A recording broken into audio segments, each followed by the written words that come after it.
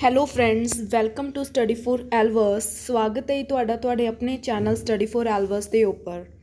ਅੱਜ ਦਾ ਜਿਹੜਾ ਸਾਡਾ ਟੌਪਿਕ ਹੈ ਦੈਟ ਇਜ਼ ਅਟੋਮਿਕ ਸਟਰਕਚਰ ਦੇ ਵਿੱਚ ਅਸੀਂ ਅੱਜ ਡਿਸਕਸ ਕਰਨਾ ਹੈ।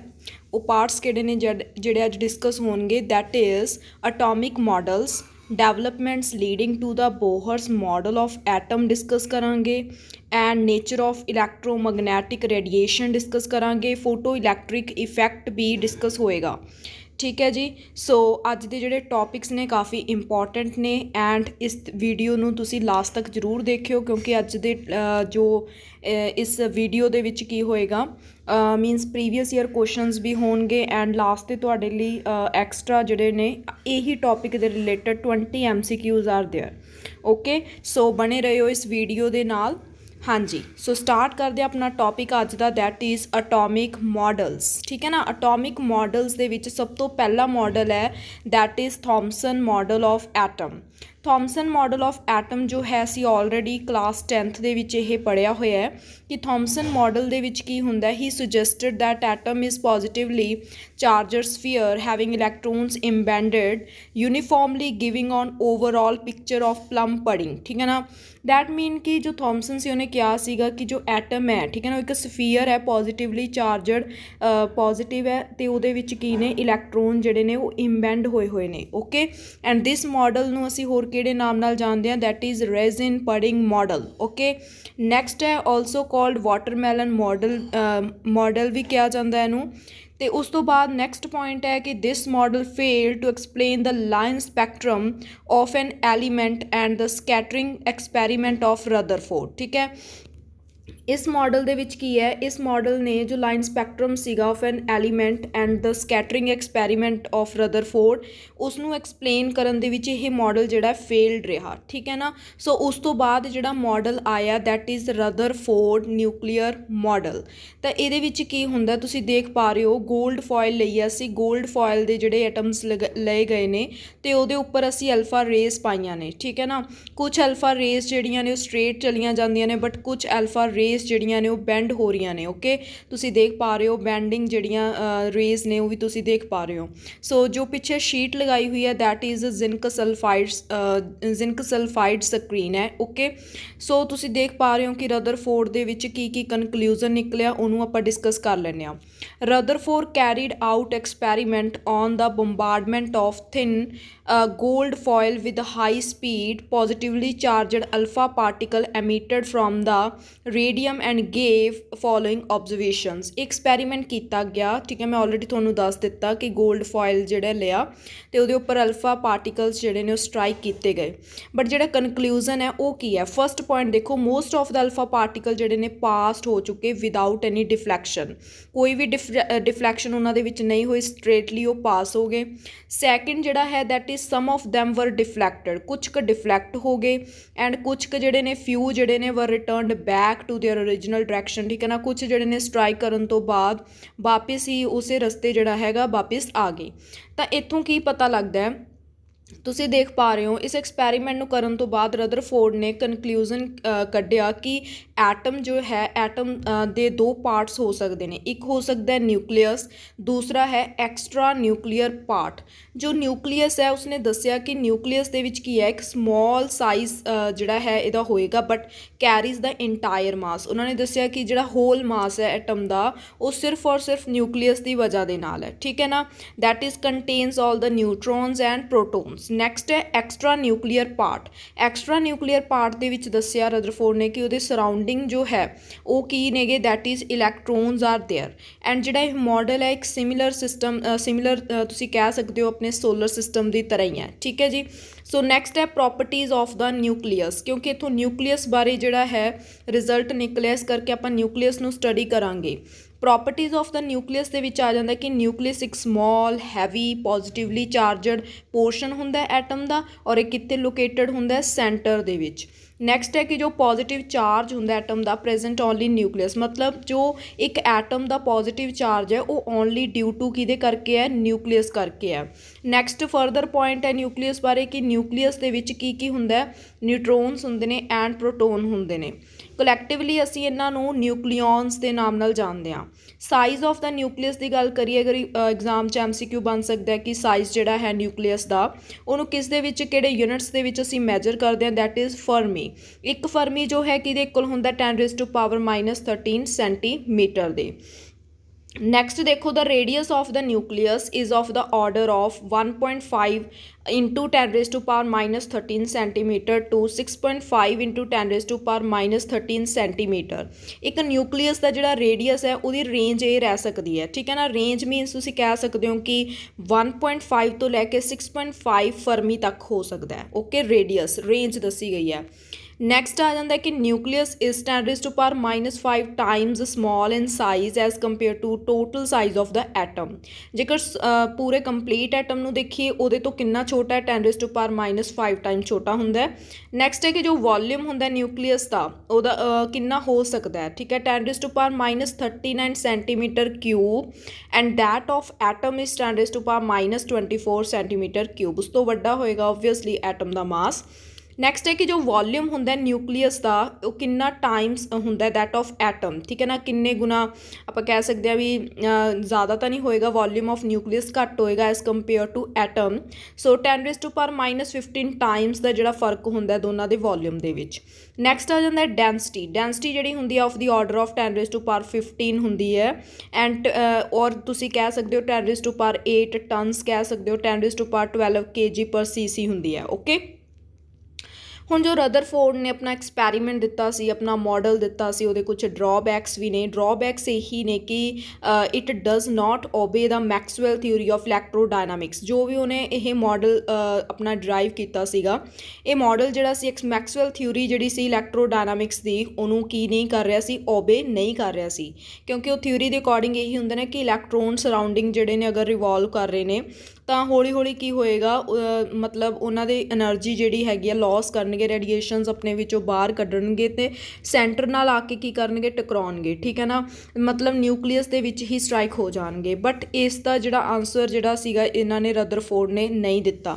It could not explain the size line spectra of hydrogen atom and discontinuous spectrum nature, ਠੀਕ ਹੈ ਨਾ। ਹਾਈਡਰੋਜਨ ਐਟਮ ਦਾ ਲਾਈਨ ਸਪੈਕਟਰਾ ਬਣਦਾ ਹੈ, ਠੀਕ ਹੈ। ਜਦੋਂ ਵੀ ਉਹ ਹਾਈਡਰੋਜਨ ਐਟਮ ਅਬਜ਼ੋਰਪਸ਼ਨ ਕਰਦਾ ਹੈ ਤਾਂ ਲਾਈਨ ਸਪੈਕਟਰਾ ਹੁੰਦੀ ਹੈ ਜਾਂ ਐਮਿਸ਼ਨ ਕਰਦਾ ਹੈ। ਦੈਟ ਮੀਨ ਉੱਥੇ ਜਿਹੜਾ ਲਾਈਨਸ ਬਣਦੀਆਂ ਨੇ ਸਪੈਕਟਰਮ ਦੇ ਵਿੱਚ, ਡਿਫਰੈਂਟ ਲਾਈਨਸ ਆਉਂਦੀਆਂ ਨੇ, ਥੋੜ੍ਹੇ ਗੈਪ 'ਤੇ ਲਾਈਨਸ ਆਉਂਦੀਆਂ ਨੇ, ਤਾਂ ਉਹ ਡਿਸਕੰਟੀਨਿਊਸ ਹੁੰਦੀਆਂ ਨੇ। ਉਹਦੀ ਡਿਸਕੰਟੀਨਿਊਟੀ ਬਾਰੇ ਇਸ ਜੋ ਮਾਡਲ ਨੇ ਕੁਝ ਵੀ ਨਹੀਂ ਕਿਹਾ। ਨੈਕਸਟ ਹੈ development leading to the Bohr model. ਇੱਕ ਬੋਹਰ ਮਾਡਲ ਹੈ। ਦੇਖੋ ਬੋਹਰ ਮਾਡਲ ਨੂੰ ਕਰਨ ਤੋਂ ਪਹਿਲਾਂ, ਠੀਕ ਹੈ, ਉਹ ਮਤਲਬ ਡਿਵੈਲਪਮੈਂਟ ਲੀਡਿੰਗ ਟੂ ਦਾ, ਇਸ ਤੋਂ ਪਹਿਲਾਂ ਆਪਾਂ ਕੁਛ ਸਟੈਪਸ, ਕੁਛ ਕਨਸੈਪਟਸ ਨੇ ਜਿਹੜੇ ਅਸੀਂ ਪੜ੍ਹਨੇ ਨੇ। ਬੋਹਰ ਮਾਡਲ ਜਿਹੜਾ ਹੈ ਤੁਹਾਡਾ ਨੈਕਸਟ ਵੀਡੀਓ ਦੇ ਵਿੱਚ ਡਿਸਕਸ ਹੋਏਗਾ। ਬਟ ਇਸ ਤੋਂ ਪਹਿਲਾਂ ਜੋ ਵੀ ਹੈ ਮਤਲਬ ਇਹ ਸਾਰੇ ਡਿਵੈਲਪਮੈਂਟਸ ਜਿਨ੍ਹਾਂ ਨੂੰ ਅਸੀਂ ਲੀਡ ਕਰਨਗੇ ਟੂਵਰਡਸ ਦਾ ਬੋਹਰ ਮਾਡਲ, ਸੋ ਇਹ ਇਸ ਕਰਕੇ ਸਿਲੇਬਸ ਦੇ ਵਿੱਚ ਮੈਂਸ਼ਨ ਹੈ ਤਾਂ ਇਹਨੂੰ ਕਰਨਾ ਜਿਹੜਾ ਹੈਗਾ ਮਸਟ ਹੈ। ਹੁਣ ਤੁਸੀਂ ਦੇਖ ਪਾ ਰਹੇ ਹੋ ਕਿ ਡਿਵੈਲਪਮੈਂਟ ਲੀਡਿੰਗ ਕਿਹੜੇ ਕਿਹੜੇ ਡਿਵੈਲਪਮੈਂਟਸ ਸੀਗੇ, ਦੋ ਨੇਗੇ। ਪਹਿਲਾ ਹੈਗਾ dual behaviour of electromagnetic radiation, second ਹੈਗਾ ਅਟੋਮਿਕ ਸਪੈਕਟਰਾ। ਇਹਨਾਂ ਦੋਨਾਂ ਦੇ ਵਿੱਚ ਦੇਖ ਪਾ ਰਹੇ ਹਾਂ ਅਸੀਂ ਡਿਊਲ ਬਿਹੇਵੀਅਰ ਦੀ ਗੱਲ ਕਰੀਏ ਤਾਂ ਇੱਥੇ ਦੱਸਿਆ ਜਾਂਦਾ ਕਿ ਜੋ ਲਾਈਟ ਹੈ, light has both particle and wave like properties, ਠੀਕ ਹੈ ਨਾ। Particle like and wave like properties. Dual behaviour ਦੇ ਵਿੱਚ ਦੱਸਿਆ ਗਿਆ ਕਿ ਲਾਈਟ ਇੱਕ ਪਾਰਟੀਕਲ ਦੀ ਤਰ੍ਹਾਂ ਐਂਡ ਇੱਕ ਵੇਵ ਦੀ ਤਰ੍ਹਾਂ, ਮਤਲਬ ਇਹਦੇ ਕੋਲ ਦੋਨੋਂ ਹੀ ਪ੍ਰੋਪਰਟੀਜ਼ ਹੁੰਦੀਆਂ ਨੇ। ਐਂਡ ਅਗਰ ਅਸੀਂ ਅਟੋਮਿਕ ਸਪੈਕਟਰਾ ਦੀ ਗੱਲ ਕਰੀਏ, ਇਹਦੇ ਵਿੱਚ ਇਹ ਦੱਸਿਆ ਗਿਆ ਕਿ ਜੋ ਸਪੈਕਟਰਾ ਹੁੰਦਾ ਐਟਮਸ ਦਾ, ਉਹਨੂੰ ਅਸੀਂ ਉਦੋਂ ਹੀ ਐਕਸਪਲੇਨ ਕਰਦੇ ਹਾਂ ਜਦੋਂ ਸਾਡੇ ਕੋਲ ਇਲੈਕਟ੍ਰੋਨਿਕ ਐਨਰਜੀ ਲੈਵਲਸ ਜਿਹੜੇ ਨੇ ਐਟਮਸ ਦੇ ਵਿੱਚ ਹੋਣਗੇ। ਮਤਲਬ ਫਿਕਸ ਕਰਨਾ ਪੈਂਦਾ ਇਲੈਕਟ੍ਰੋਨਿਕ ਐਨਰਜੀ ਲੈਵਲਸ ਨੂੰ, ਓਕੇ। ਸੋ ਨੈਕਸਟ ਹੈ, ਅਗਰ ਇਹਨੂੰ ਕੰਟੀਨਿਊ ਰੱਖਦੇ ਹੋਏ ਅਸੀਂ ਨੈਕਸਟ ਪੜ੍ਹੀਏ ਦੈਟ ਇਜ਼ ਨਿਊਟਨ ਬਾਰੇ, ਕਿ ਨਿਊਟਨ ਜੋ ਸੀ ਉਹਨੇ ਕਿਹਾ ਸੀ ਕਿ ਲਾਈਟ ਦਾ ਜੋ ਹੈ ਪਾਰਟੀਕਲ ਨੇਚਰ ਹੁੰਦਾ, ਠੀਕ ਹੈ ਨਾ। ਜਿਹੜਾ ਇਹ ਪਾਰਟੀਕਲ ਨੇਚਰ ਹੁੰਦਾ ਲਾਈਟ ਦਾ, ਅਗਰ ਅਸੀਂ ਪਾਰਟੀਕਲ ਨੇਚਰ ਕੰਸੀਡਰ ਕਰਦੇ ਹਾਂ ਲਾਈਟ ਦਾ, ਤਾਂ ਇਸਨੇ ਐਕਸਪਲੇਨ ਕਰਤਾ ਸੀ ਰਿਫਲੈਕਸ਼ਨ ਐਂਡ ਰੀਫਰੈਕਸ਼ਨ ਨੂੰ ਬੜਾ ਈਜ਼ੀਲੀ। ਬਟ ਅਗਰ ਪਾਰਟੀਕਲ ਨੇਚਰ ਹੀ ਅਸੀਂ ਕੰਸੀਡਰ ਕਰ ਰਹੇ ਹਾਂ ਤਾਂ ਇਹ ਇੰਟਰਫੇਰੈਂਸ ਐਂਡ ਡਾਇਫਰੈਕਸ਼ਨ ਦਾ ਜਿਹੜਾ ਫਿਨੋਮੀਨਾ ਹੈ ਉਸਨੂੰ ਇਹ ਮਤਲਬ ਕੀ ਨਹੀਂ ਕਰ ਪਾ ਰਿਹਾ, ਐਕਸਪਲੇਨ ਨਹੀਂ ਕਰ ਪਾ ਰਿਹਾ ਸੀ, ਓਕੇ। ਸੋ ਦੈਟ ਮੀਨ ਇੱਥੇ ਇੰਟਰਫੇਰੈਂਸ ਐਂਡ ਡਾਇਫਰੈਕਸ਼ਨ ਐਕਸਪਲੇਨ ਨਹੀਂ ਹੋ ਪਾਇਆ। ਸੋ ਜੋ ਹਾਈਗਨਸ ਸੀਗਾ ਉਹਨੇ ਉਹਨਾਂ ਨੇ ਪ੍ਰਪੋਜ਼ ਕੀਤਾ ਕਿ that like character of the light, ठीक है ना, means wave character, wave like character. Huygens ने कहा कि जो लाइट है उसका एक वेव लाइक करैक्टर है, जो हाइगन्स ने कहा सी वो बिल्कुल सही साबित होया, क्योंकि जो वेव लाइक स्ट्रक्चर असी कह रहे हैं ना तो उसका मीन यही है कि उस टाइम इंटरफेरेंस एंड जो डायफ्रैक्शन के फिनोमिना ने, ठीक है, वो पूरे कंप्लीटली एक्सप्लेन हो जाते हैं।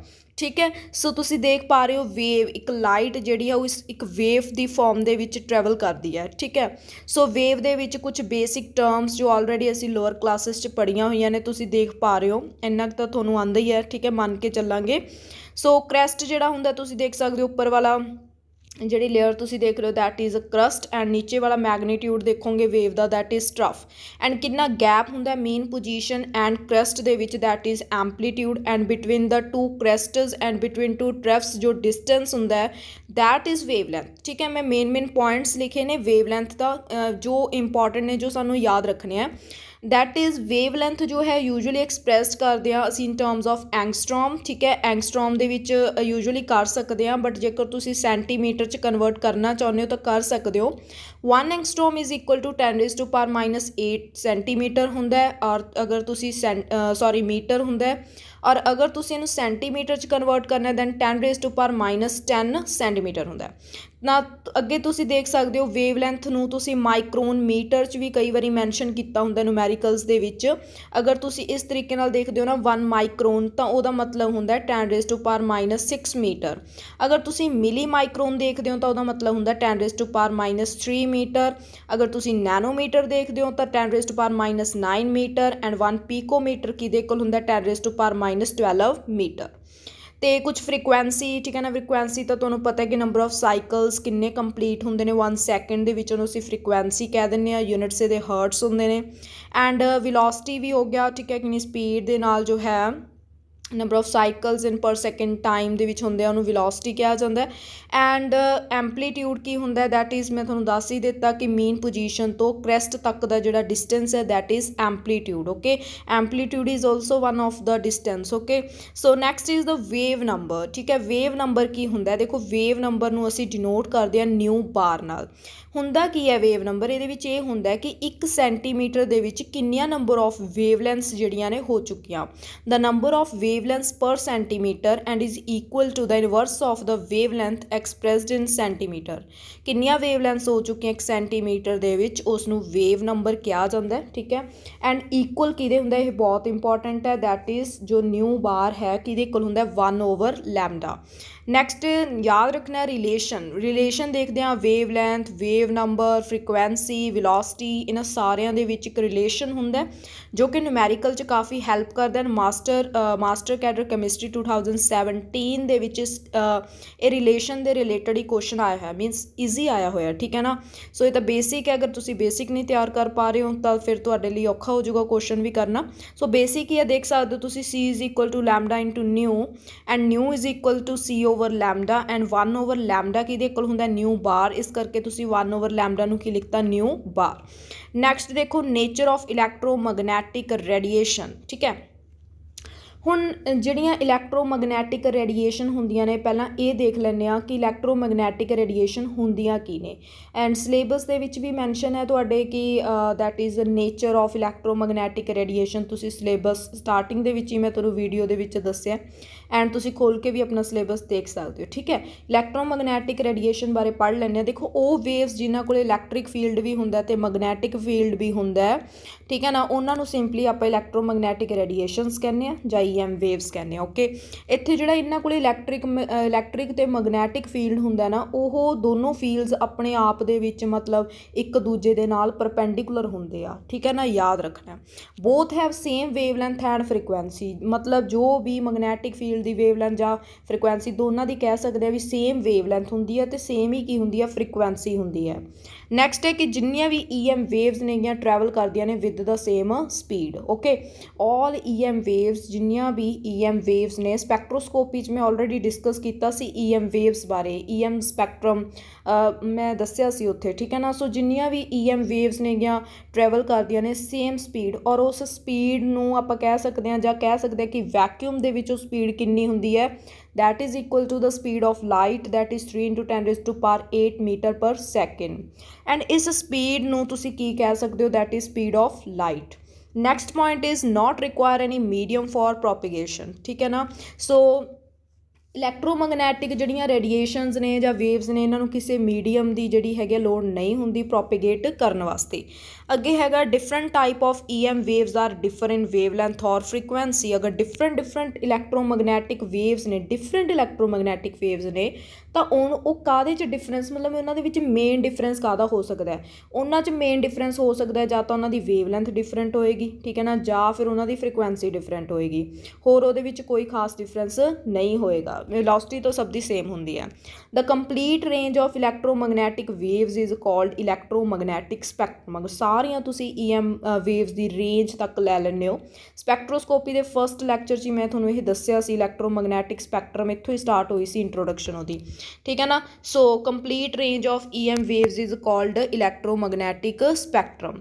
ਤੁਸੀਂ ਦੇਖ ਸਕਦੇ ਹੋ ਇਹ ਜੋ ਮੈਂ ਡਰਾ ਕੀਤਾ ਨਾ, this is visible spectrum. Complete EM spectrum ਦੀ ਗੱਲ ਕਰੀਏ ਤਾਂ EM ਸਪੈਕਟਰਮ ਦੇ ਵਿੱਚ ਇੱਕ ਛੋਟਾ ਜਿਹਾ ਰੀਜਨ ਹੁੰਦਾ ਹੈ ਜਿਸ ਨੂੰ ਅਸੀਂ ਵਿਜ਼ੀਬਲ ਰੀਜਨ ਕਹਿੰਦੇ ਹਾਂ।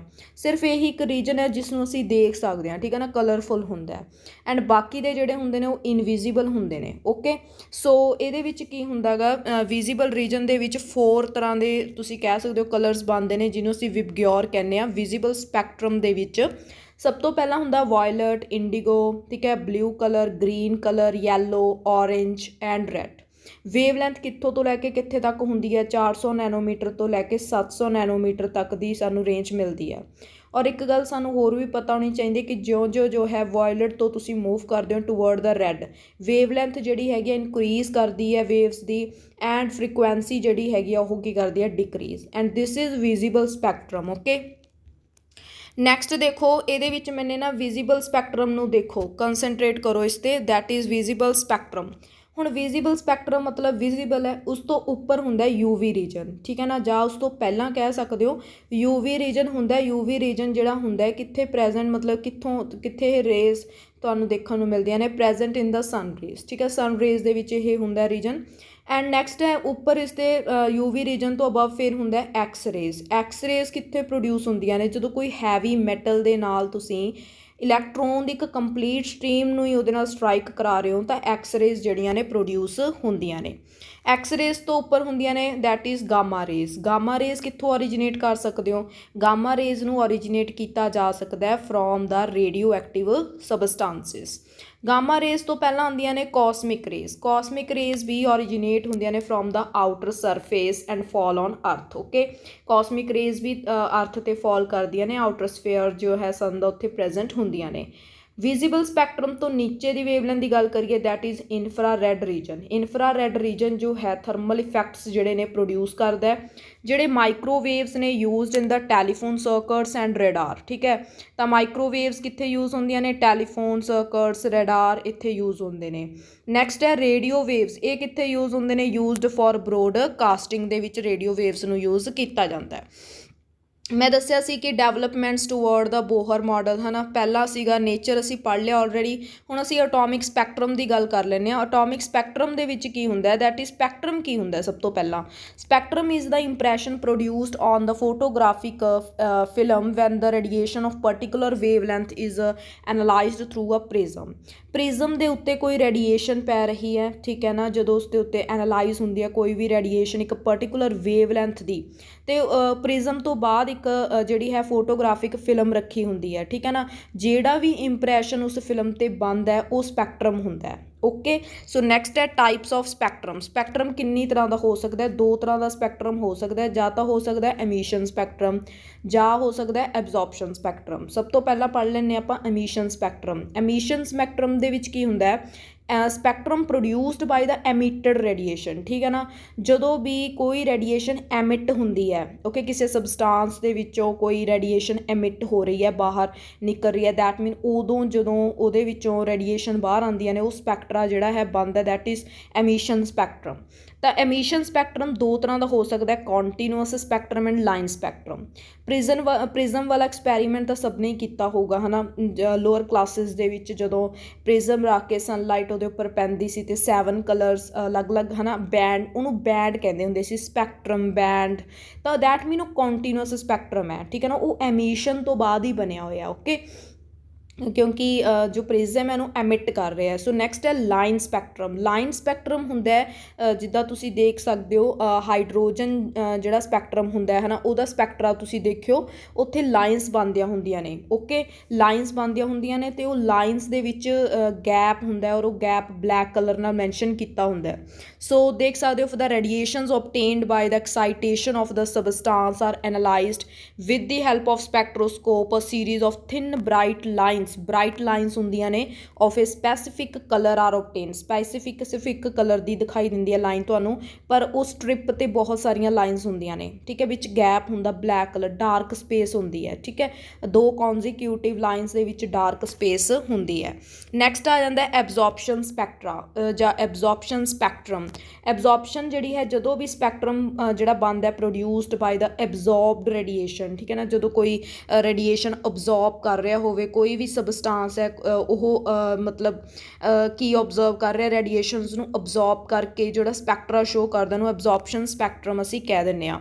ਨੈਕਸਟ ਹੈ ਹਾਈਡਰੋਜਨ ਸਪੈਕਟਰਮ। ਹੁਣ ਹਾਈਡਰੋਜਨ ਸਪੈਕਟਰਮ ਕੀ ਹੁੰਦਾ ਹੈ, ਇਹ ਵੀ ਤੁਹਾਡੇ ਸਿਲੇਬਸ ਦੇ ਵਿੱਚ ਮੈਂਸ਼ਨ ਹੈਗਾ। ਹਾਈਡਰੋਜਨ ਸਪੈਕਟਰਮ ਦੇ ਕੁਝ ਕੀ ਫੈਕਟਸ ਲਰਨ ਕਰ ਲਓ, ਆ ਸਕਦੇ ਨੇ 1 ਵਰਡ ਦੇ ਵਿੱਚ, ਜ਼ਿਆਦਾ ਡਿਟੇਲ ਦੇ ਵਿੱਚ ਤਾਂ ਨਹੀਂ ਆਊਗਾ ਤੁਹਾਨੂੰ, ਈਜ਼ੀ ਹੀ ਕੁਐਸਚਨ ਜਿਹੜੇ ਨੇ ਫਾਰਮ ਹੁੰਦੇ ਆ, okay. So example of line spectrum ਔਰ ਅਟੋਮਿਕ ਐਮਿਸ਼ਨ ਸਪੈਕਟਰਮ। ਸਭ ਤੋਂ ਪਹਿਲਾਂ ਤਾਂ ਇਹੀ ਪੁੱਛਿਆ ਜਾਂਦਾ ਕਿ ਕਿਸ ਤਰੀਕੇ ਦਾ ਸਪੈਕਟਰਮ ਜਿਹੜਾ ਹੈ ਸ਼ੋਅ ਕਰਦਾ ਹਾਈਡਰੋਜਨ। ਲਾਈਨ ਸਪੈਕਟਰਮ ਮੈਂ ਹੁਣੀ ਦੱਸਿਆ ਸੀ ਕਿ ਲਾਈਨਸ ਬਣ ਜਾਂਦੀਆਂ ਨੇ। When an electric discharge is passed through H2 gas a bluish light is emitted. Discharge tube ਹੈ, ਉਹਦੇ ਵਿੱਚ ਤੁਸੀਂ ਹਾਈਡਰੋਜਨ ਗੈਸ ਲਈ ਹੋਈ ਹੈ, ਠੀਕ ਹੈ ਨਾ, ਤਾਂ ਜਦੋਂ ਵੀ ਮਤਲਬ ਰੇਜ਼ ਜਿਹੜੀਆਂ ਨੇ ਜਾਂ ਲਾਈਟ ਜਿਹੜੀ ਹੈ ਇਲੈਕਟ੍ਰੀਸਿਟੀ ਜਿਹੜੀ ਹੈ ਤੁਸੀਂ ਪਾਸ ਕਰਾਉਂਦੇ ਹੋ, ਤਾਂ ਇਹ ਲਾਈਟ ਜਿਹੜੀ ਐਮਿਟ ਹੁੰਦੀ ਹੈ ਉਹ ਲਾਈਟ ਦਾ ਕਲਰ ਹੁੰਦਾ ਬਲੂਇਸ਼ ਲਾਈਟ, ਓਕੇ। ਜਿਹੜੀ ਇਹ ਲਾਈਟ ਐਮਿਟ ਹੁੰਦੀ ਹੈ ਇਹ ਸ਼ੋਅ ਕਰਦੀ ਹੈ ਡਿਸਕੰਟੀਨਿਊਅਸ ਲਾਈਨ ਸਪੈਕਟਰਮ। ਉਹ ਲਾਈਨਸ ਜਿਹੜੀਆਂ ਇਹ ਸਪੈਕਟਰਮ ਸ਼ੋਅ ਕਰਦਾ, ਲਾਈਨਸ ਹੁੰਦੀਆਂ ਨੇ, ਲਾਈਨਸ ਦੇ ਵਿੱਚ ਗੈਪ ਹੁੰਦਾ ਹੈ। ਜਦੋਂ ਓਬਵੀਅਸਲੀ ਗੈਪ ਹੀ ਆ ਜਾਂਦਾ ਹੈ ਤਾਂ ਦੈਟ ਮੀਨ ਡਿਸਕੰਟੀਨਿਊਅਸ ਹੈ, okay. So all these lines of spectrum have, ਜਦੋਂ ਇਹ ਸਪੈਕਟਰਮ ਬਣਦਾ ਹੈ ਤੁਸੀਂ ਦੇਖ ਸਕਦੇ ਹੋ, ਠੀਕ ਹੈ, ਜਦੋਂ ਇਹ ਸਪੈਕਟਰਮ ਬਣਦਾ ਤਾਂ ਸਪੈਕਟਰਮ ਦੇ ਵਿੱਚ Lyman series, Balmer series, Paschen series, Brackett series and Pfund series, okay, ਇਹ ਸੀਰੀਜ਼ ਜਿਹੜੀਆਂ ਨੇ ਦਿਖਾਈ ਦਿੰਦੀਆਂ ਨੇ, ਠੀਕ ਹੈ ਨਾ। ਸੋ ਇਹ ਦੇਖ ਸਕਦੇ ਆਪਾਂ ਕਿ ਇਹਨਾਂ ਸੀਰੀਜ਼ ਦੇ ਨਾਮ ਵੀ ਦਿੱਤੇ ਨੇ ਔਰ ਤੁਸੀਂ ਰੀਜਨ ਵੀ ਯਾਦ ਰੱਖ ਸਕਦੇ ਹੋ, ਕਿਉਂਕਿ ਜਿਹੜੀ ਲਾਈਮਨ ਸੀਰੀਜ਼ ਇਹਦੀ ਵੇਵ ਲੈਂਥ ਜਿਹੜੀ ਹੋਊਗੀ ਨਾ ਉਹ ਵੇਵ ਲੈਂਥ UV ਰੀਜਨ ਵਾਲੀ ਹੋਏਗੀ। ਸੋ ਲਾਈਮਨ ਸੀਰੀਜ਼ ਜਿਹੜੀ ਹੈ UV ਰੀਜਨ 'ਚ ਲਾਈ ਕਰਦੀ ਹੁੰਦੀ ਹੈ। ਜਿਹੜੀ ਬਾਲਮਰ ਸੀਰੀਜ਼ ਬਣੇਗੀ ਉਹ ਵਿਜ਼ੀਬਲ ਰੀਜਨ 'ਚ ਲਾਈ ਕਰੇਗੀ। ਜੋ ਪਾਸਚਨ ਸੀਰੀਜ਼ ਹੋਏਗੀ ਉਹ ਨੀਅਰ ਇਨਫਰਾਰੈਡ ਲਾਈ ਕਰੇਗੀ। ਬ੍ਰੈਕਟ ਜਿਹੜੀ ਹੈ ਇਨਫਰਾਰੈਡ 'ਚ ਲਾਈ ਕਰੇਗੀ। ਪਫੰਡ ਜਿਹੜੀ ਸੀਰੀਜ਼ ਬਣਦੀ ਹੈ ਉਹ ਫਾਰ ਇਨਫਰਾਰੈਡ, ਠੀਕ ਹੈ, ਯਾਦ ਰੱਖ ਸਕਦੇ ਹੋ। ਤਾਂ ਜਿਹੜੀ ਲਾਈਮਨ ਸੀਰੀਜ਼ ਇੱਕ N1 ਵੈਲਿਊਜ਼ ਹੁੰਦੀਆਂ ਨੇ, ਇੱਕ N2। ਹੁਣ ਇਹ ਫਾਰਮੂਲਾ ਡਿਸਕਸ ਕਰਦੇ ਆ, ਫਿਰ ਇਹਨੂੰ ਵੈਲਿਊਜ਼ ਨੂੰ ਦੇਖਾਂਗੇ। To evaluate the wavelength of various H lines introduce the following, ਕਿਉਂਕਿ different H lines ਬਣਦੀਆਂ ਨੇ ਐਂਡ different ਜਿਹੜੀਆਂ ਇਹ ਲਾਈਨਸ ਬਣਦੀਆਂ ਨੇ ਸਪੈਕਟਰਮ ਦੇ ਵਿੱਚ ਉਹਨਾਂ ਦੀ ਵੇਵਲੈਂਥ ਡਿਫਰੈਂਟ ਹੁੰਦੀ ਹੈ। ਅਗਰ ਤੁਸੀਂ ਵੇਵਲੈਂਥ ਫਾਈਂਡ ਕਰਨਾ ਚਾਹੁੰਦੇ ਹੋ, ਠੀਕ ਹੈ ਨਾ, ਤਾਂ ਇਹ ਫਾਰਮੂਲਾ ਤੁਸੀਂ ਯਾਦ ਰੱਖਣਾ ਹੈ। ਫਾਰਮੂਲਾ ਕੀ ਹੈ, that is nu bar is equal to 1/λ। Lambda ਕਿਹਦਾ ਇਨਵਰਸ ਹੁੰਦਾ, ਦੈਟ ਇਨਵਰਸ ਮਤਲਬ ਇਹਦਾ ਫਾਰਮੂਲਾ ਕੀ ਹੁੰਦਾ ਅਕੋਰਡਿੰਗ ਟੂ ਰਿਲੇਸ਼ਨ ਜੋ ਅਸੀਂ ਉੱਪਰ ਡਿਸਕਸ ਕੀਤਾ, that is ν/c and ν/c that is equal to further ਇਹ ਕਿਹਦੇ ਇਕੁਅਲ ਹੁੰਦਾ R 1/n1 square minus 1/n2 square. ਇਹ ਫਾਰਮੂਲਾ ਹੈ, ਓਕੇ। ਇੱਥੋਂ ਤੁਸੀਂ ਕੁਛ ਵੀ ਅਗਰ ਨੂਮੈਰੀਕਲ ਆਉਂਦਾ ਹੈ ਇਹਦੇ ਰਿਲੇਟਡ ਤਾਂ ਤੁਸੀਂ ਫਾਰਮੂਲਾ ਜਿਹੜਾ ਲਗਾ ਕੇ ਉਹਨੂੰ ਕਰ ਸਕਦੇ ਹੋ। ਆਰ ਕੀ ਹੈ, ਯੂਨੀਵਰਸਲ ਕਾਂਸਟੈਂਟ ਹੈ, ਠੀਕ ਹੈ, ਜਿਸ ਨੂੰ ਅਸੀਂ ਰਿਡਬਰਗਸ ਕਾਂਸਟੈਂਟ ਕਹਿੰਦੇ, ਔਰ ਇਹਦੀ ਵੈਲਿਊ ਫਿਕਸ ਹੁੰਦੀ ਹੈ ਬਿਕੋਜ਼ ਇਹ ਕਾਂਸਟੈਂਟ ਹੈ। ਇਹਦੀ ਵੈਲਿਊ ਨੋਟ ਕਰ ਲਓ, ਹੁੰਦੀ ਹੈ 109678 ਪਰ ਸੈਂਟੀਮੀਟਰ, ਠੀਕ ਹੈ। ਸੋ ਇਹੀ N1 N2 ਦੀਆਂ ਵੈਲਿਊਜ਼ ਦਿੱਤੀਆਂ ਹੋਈਆਂ ਨੇ। ਅਗਰ ਲਾਈਮਨ ਸੀਰੀਜ਼ ਹੈ, ਲਾਈਮਨ ਦੀ ਗੱਲ ਕਰ ਰਹੇ ਆ ਤੁਹਾਡੇ ਕੋਲੇ, ਤਾਂ ਤੁਸੀਂ N1 ਨੂੰ ਹਮੇਸ਼ਾ 1 ਲੈਣਾ। N2 ਤੁਹਾਨੂੰ ਉਹ ਨੂਮੈਰੀਕਲ ਦੇ ਵਿੱਚ ਗਿਵਨ ਕਰ ਦੇਗਾ, ਠੀਕ ਹੈ। ਹੋ ਸਕਦਾ 2 ਹੋਵੇ, 3 4 ਕੁਛ ਵੀ ਹੋ ਸਕਦਾ, ਬਟ 1 ਨਹੀਂ ਹੋਏਗਾ। N1 ਦੀ ਵੈਲਿਊ 1, N2 ਦੀ ਵੈਲਿਊ 2 3 4 ਕੁਛ ਵੀ ਹੋ ਸਕਦੀ ਹੈ। ਜੇ ਪਾਸਚਨ ਦਿੱਤਾ ਤਾਂ ਤੁਸੀਂ ਅੰਡਰਸਟੂਡ ਕਰ ਜਾਣਾ ਕਿ N1 3 ਹੈ, ਠੀਕ ਹੈ। ਅਗਰ ਤੁਹਾਨੂੰ ਪਫਨ ਦਿੱਤਾ ਤਾਂ N1 5 ਹੈ। ਇਹ ਵੈਲਿਊਜ਼ ਇਹਦੀਆਂ ਫਿਕਸ ਹੋ ਜਾਂਦੀਆਂ ਨੇ।